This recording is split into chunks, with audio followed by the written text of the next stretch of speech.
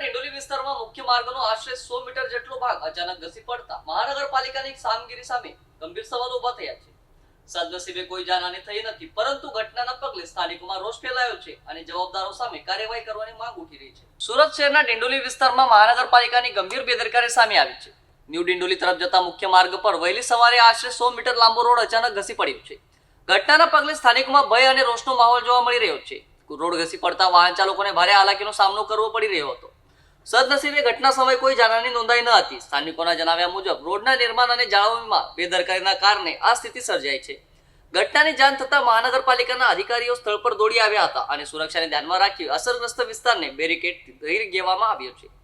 Traffic વ્યવસ્થાને અસર થતા વાહનોને વૈકલ્પિક માર્ગે ડાયવર્ટ કરવામાં આવી રહ્યા છે, ત્યારે સ્થાનિક રહેવાસીઓએ જવાબદારો સામે કડક કાર્યવાહી કરવાની માંગ ઉઠાવી છે। રોડ ઘસી પડવાનું ચોક્કસ કારણ જાણવા ટેકનિકલ તપાસ શરૂ કરવામાં આવી છે।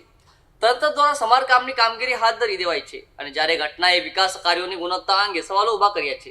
મારું નામ દિનેશ પટેલ। આ સ્થિતિ એવી ખરાબ છે કે ચોમાસા પહેલા આટલો રોડ ખરાબ થઈ ગયો છે તો પબ્લિકને આવવા જવાની કેટલી તકલીફ પડે।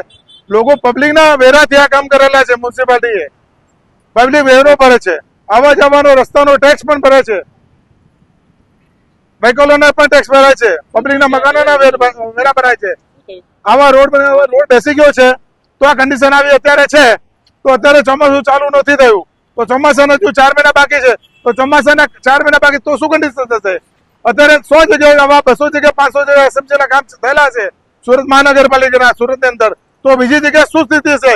આનાથી બહુ ખરાબ સ્થિતિ હશે। તો એના માટે ભ્રષ્ટાચારને રોકવા માટે સખ્તમાં સખ્ત કાર્યવાહી કરવી જોઈએ અને ચેકિંગ કરવું જોઈએ। સ્થળ ઉપર ચેકિંગ કરવું જોઈએ, પાણી મૂકવું નહીં મૂકવું, જે સ્થળ ઉપર હાજર હતા, જે લોકો કામ કર્યા એમને ઉપર કેસ થવા જોઈએ, એમની પર સખ્ત કાર્યવાહી થવી જોઈએ।